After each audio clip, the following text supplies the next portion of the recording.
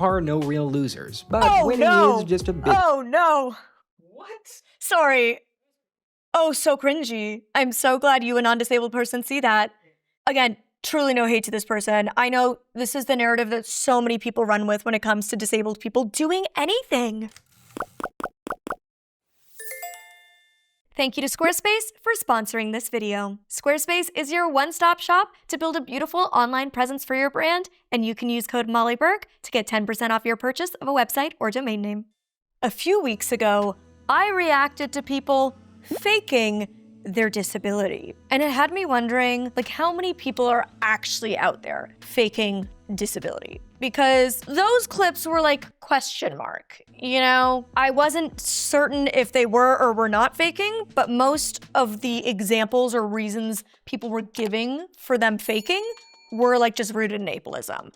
But today, I think we might actually have people faking disability that we're gonna be reacting to. This is apparently the biggest Paralympic scandal of all time. And for if some unbelievably bizarre reason you're living under a rock and don't know what the Paralympics are the Olympics for the disabled community. So every single time the Olympics happens, right following that, the Paralympics happens. There's a bunch of different sports, a bunch of different qualifications. I have a lot of different friends who are Paralympians. One of my best friends, Huckabee, she is a Paralympic snowboarder. She's an amputee. So she would not be competing against a blind Paralympic snowboarder. So there's all of these different categories, and you get slotted in based on your disability or injury type and sport. So it's much easier in the blind community because you can just put blackout goggles on and everybody's on a level playing field. But obviously with something like amputation, it's not exactly like that. So they do have categories. It's a whole complicated system that I'm not gonna pretend I know enough about, but I am curious to hear about a Paralympic scandal and if these really were people faking their disability. Let's get into it. And just for funsies, as we always do, I'm gonna pretend that I'm watching it. The computer's turned off. There's nothing happening on this screen. My boyfriend's gonna be pushing play behind the camera and it'll be happening on his screen. If there's anything visual, he's gonna describe it to me because there is no audio description, you guessed it. All right, 3, 2, 1, play. So it's the 2000 Summer Paralympics in Sydney. We're in the final moments of the men's intellectual disability basketball finals, and Spain is up by 24. They've been killing it all week, and they're about to finish off Russia and jump to third in the medal table behind the United States and Britain. The entire country is, needless to say, thrilled. And why wouldn't they be? Unlike the cutthroat Olympics, the Paralympic Games are probably the most beloved sporting event in the whole world. It's a celebration of triumph over hardship. Oh, okay. Pause. Okay, I mean, this is not any hate to this creator who made this video. It sounds very high quality, so kudos. I'll link the video down below that I'm reacting to. It's just I hate just the narrative of disabled people triumphing. No, these are just good athletes competing at a high level. That's what the Paralympics are. It is athletes who have disabilities, who train really hard, who have talent, and who are in tough competition against other incredible athletes. It is just the Olympics, but people with disabilities. And actually, it is not the most beloved games. There is a massive issue of a lack of interest in the Paralympics, which is something that frustrates the community at large, is that viewership really dips for the Paralympics compared to the Olympic Games. And for no conceivable reason, because as I said, Paralympic athletes are just as hardcore, talented, successful athletes as Olympians. They're just being given the accommodations they need to do their sport. And if anything, I think that makes it more interesting to watch. Something like wheelchair basketball or blade running, blind swimming. These are so interesting. Yeah, it's these athletes that are triumphing over it. All athletes push through hardship. Being an athlete is putting your body through such intense feats. And that's just true for all forms of athletics, disabled or not. Okay, anyways, my little anti-ableist rant aside, play. The few times where athletes are all pulling for each other and there are no real losers, but winning is— Oh no! What? Sorry. Oh, so cringy. I'm so glad you, a non-disabled person, see that. Again, truly no hate to this person. I know this is the narrative that so many people run with when it comes to disabled people doing anything. There is Hi, baby. I know, mommy's getting emotional. He's a guide dog, but anytime I get worked up, he's like, mommy, it's okay. It's okay. Breathe. It's okay. You're not an ESA, buddy. You don't have to work right now. There are losers. These athletes are competitors. They are trying to win. And you best believe they get like as competitive and as frustrated.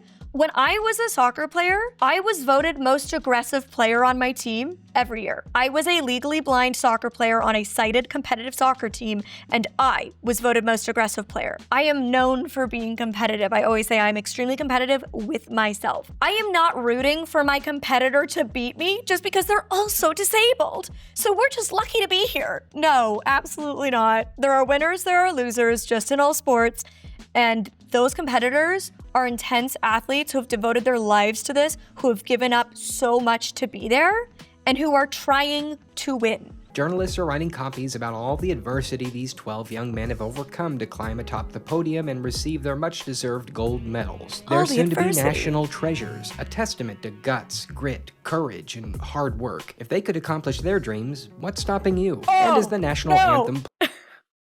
One of my biggest pet peeves. If I can do it, you can do it. If a disabled person can, then you have no excuse. That's not life. And that is such like harmful ableist rhetoric. No, it's not if I can do it, you can do it. Life circumstances, talent, ability, access to opportunity, community, all of these things play a role in if you can. Not to mention societal barriers, race, gender identity, sexuality, disability, economic status. All of these things play roles in what you're capable of and what your opportunities are. It is so not a if I can, you can situation.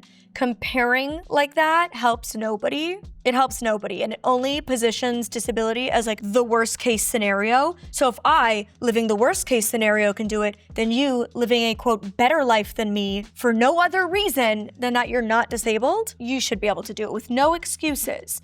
Even though I might have more natural talent and aptitude for it, more opportunity to learn and develop my skills, more resources through finances or community support. Like, stop it right now. Okay, I'm not, this isn't even what I thought I was gonna be reacting to.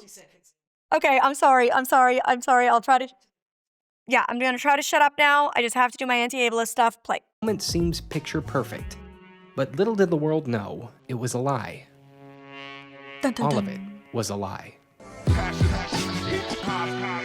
All right, so now it looks like we're about to get into the true meat and potatoes of this video, the faking scandal. But before we do so, I want to thank the sponsor of today's video, Squarespace. I have a Squarespace website, mollyburkeofficial.com. We actually recently updated it. I think it looks so good. So go head over there and check it out if you want to get some inspo for building your own Squarespace website for your business. Squarespace makes it so easy to build a totally custom looking website for much faster, easier, and more affordable than it would be to build something from scratch, which is why I've been hosting my website on a Squarespace platform for so long.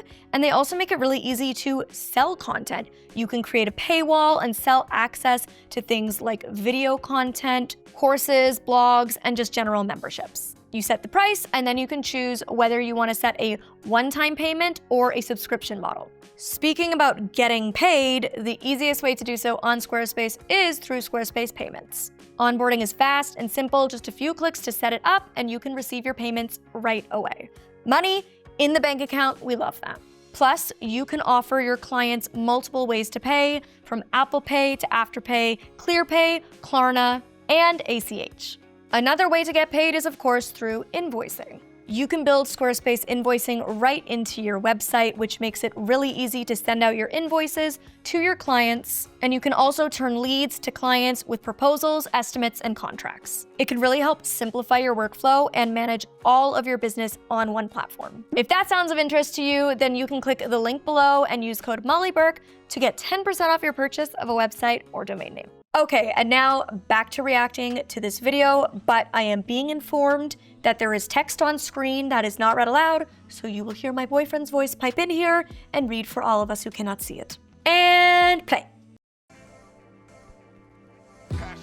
They weren't disabled when Spain scammed the 2000 Paralympics. and there's an image of a basketball swishing in a basketball net. A really weird sports story. Doping remains a notorious issue for both the Olympic and Paralympic Games, but especially for the latter. It's easy to see why. Due to the very nature of the event, many of the participants are on performance-enhancing drugs to treat physical disabilities, so policing drug abuse during the Games has always been a challenge. This is Fernando Martín Vicente. At the time of the Sydney Games, he was the president of the Spanish Federation of Sportspeople with Intellectual Disabilities. Could you pause? And by the time I had no idea. I know we're transitioned away from the doping. I had no idea that that was a big issue. Specifically, I had no idea that some of the drugs that people use to mitigate symptoms of their disability could be considered enhancing performance drugs. But I do love that this issue was spotlighted because I think it combats this idea that disabled people are angelic, infantile, perfect baby angels that we put on these pedestals. I always say, disabled people aren't always good people. Being disabled doesn't just make you a holier than thou saint. And I think that this exemplifies exactly what I was saying. These athletes want to win just as much as any of the other athletes at the Olympics. So if that means they're going to break rules and use dope to achieve that, they're gonna do that. They're not above that just because they're disabled, so they're honorable. So anyways, just another example. Disabled people are simply just humans with all the same humanity as the rest of us, plus disability. And also, I am also so confused and intrigued as to why anybody would want to fake a disability to get into the Paralympics, because what do you get out of that? Time our story concludes, he will be found guilty of fraud and forgery. Here's a recent photo of him shaking hands with the Pope.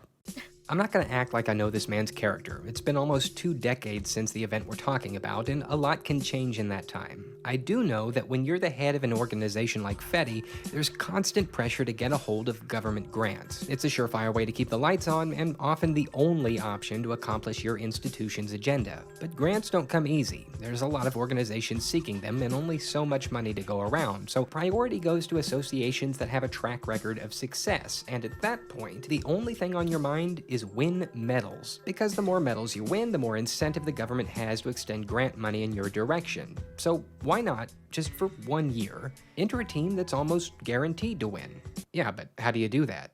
Well, what if your team wasn't actually disabled? How much easier could it be to come in first? And again, you're only doing it the one time. Just win a gold medal, and the incentives for grants is guaranteed. Your organization will stay afloat for the foreseeable future, you'll employ plenty of people, and in doing so, your association can continue to assist those who are mentally disabled for maybe decades to come. It's a classic case of trying to justify shady behavior in the name of the greater good. So FAKED set out to build a super team. I hate build this. it they did. All that was necessary was to recruit some fairly competitive basketball players who were willing to keep their mouths shut about the scam, and things were set. That's the part that's so confusing to me, is how did they, it's one thing to be so scummy that you're ooh, I know a way to get money, and to justify it in your head by being but we'll help the community with it.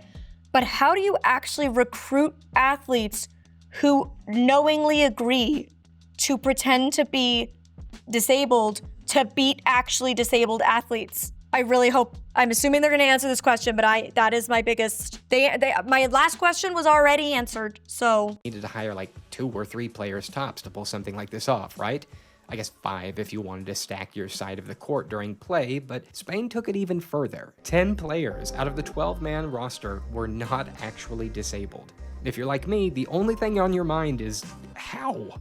How did they pull this off? How did nobody notice this? It's a fair question to ask. See, in order to qualify as a participant in the intellectual disability basketball event, a prospective player is required to complete a litany of mental tests to determine their eligibility. The competitor must be determined to have an IQ of no more than 75. So these 10 guys had to purposely fail a series of intelligence tests and make it look authentic. Another point I should probably make note of here. In the research for this video, I read conflicting reports as to how extensive the testing was for each player on Spain's team. Some claim to have never been tested at all. Some alleged that they purposely scored low on tests issued, and other reports I read stated that all medical forms were forged from an outside source and delivered to officials without any players being made aware at all. But whichever way you take it, the end result was the same. They all managed to slip in with no issues. But every crazy story needs crazy twists, and this one's got a doozy. If this whole thing was a Hollywood movie, the main character would undoubtedly be this guy.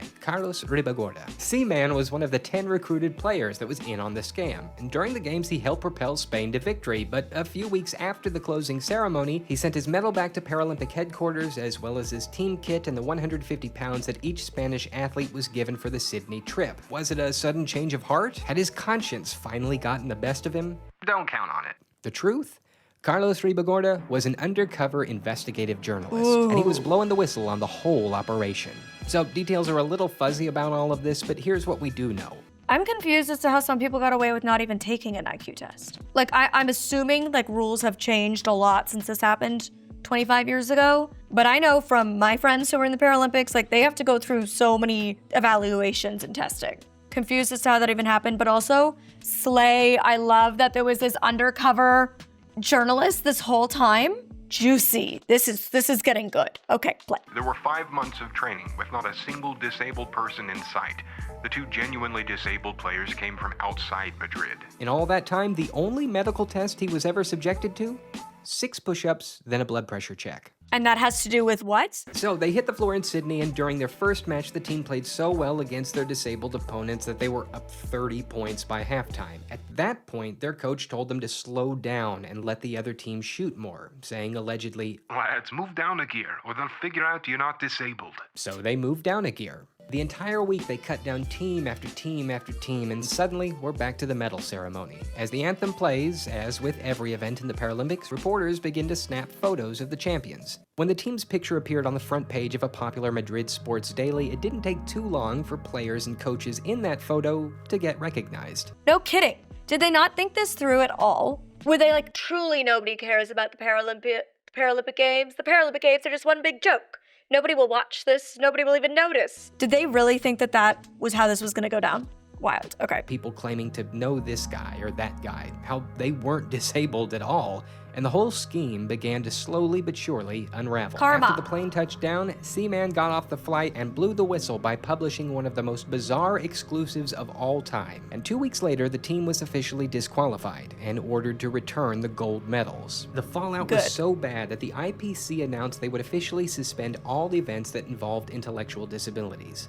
All of them, due to serious difficulties in determining the eligibility of athletes. Oh, stop. Okay. That is so upsetting and frustrating. Like, this is why we can't have nice things.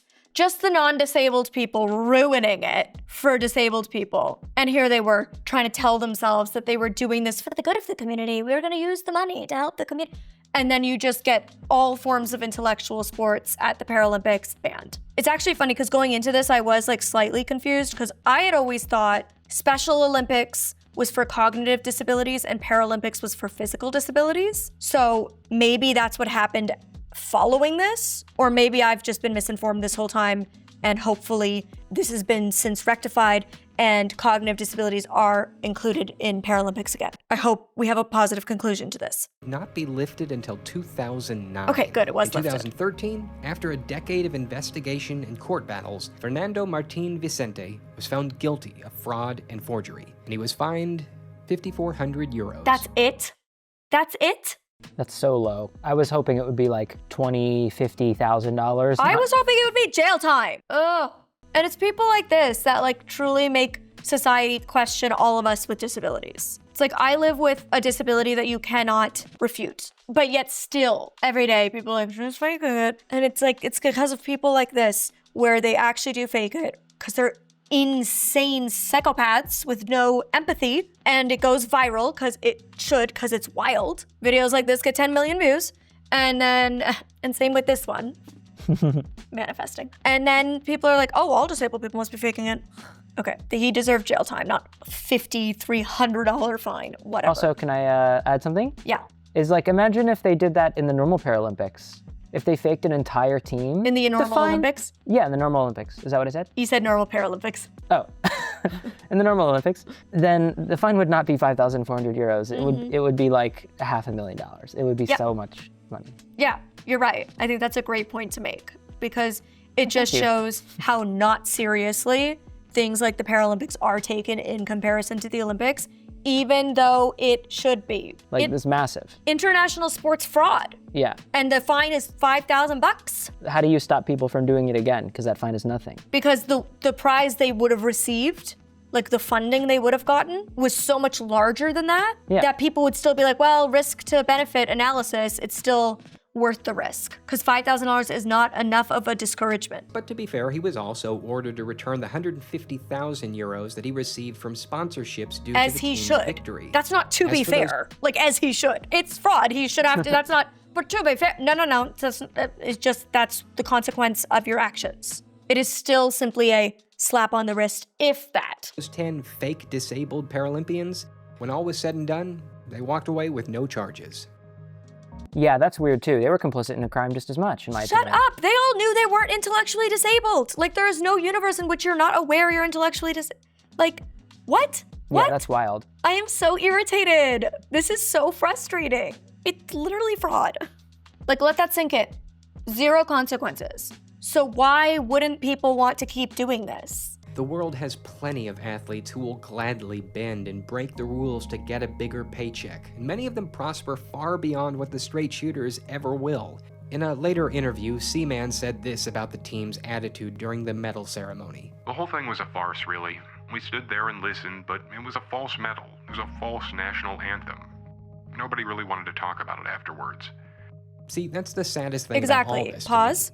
And that's why earlier I was like, but why are they doing this? Like, before I understood the funding that they would receive. I still don't understand why the individual athletes, like what you gain from this. Because sure, you win, but you know you won under false pretenses. So when you cheat to win, it doesn't feel good. That's why there's no point in cheating. Like, it's what feels good about winning is knowing that you worked hard for something and you earned it. I will never understand cheating your way through life and then feeling like you accomplished anything, because you didn't accomplish anything.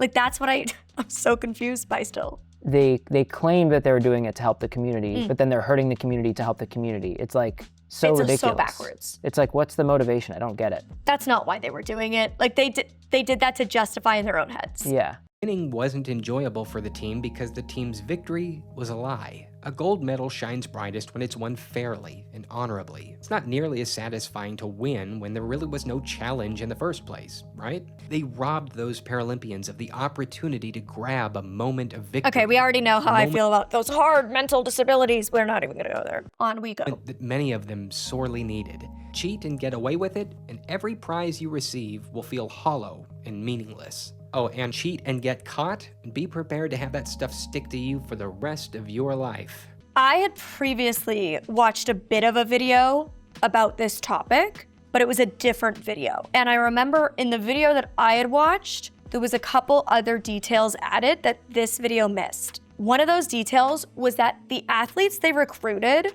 to be on this team, some of them were like professional basketball players. That's why they got caught out so quick when the photos got out, is because they were known basketball players. Like, wow. They played college ball on full ride scholarships and stuff. Like, they weren't like nobody's top level, but they were like professional athletes to some level, or highly competitive athletes. Like, these weren't just like average great players. These were people who were elite level of non-disabled players. Crazy. On one hand, that makes me feel like, well, I'm glad they felt like they really did have to put like solid, good players together to even attempt to beat the disabled athletes. Like, it shows that they do think these disabled athletes are good, which they are.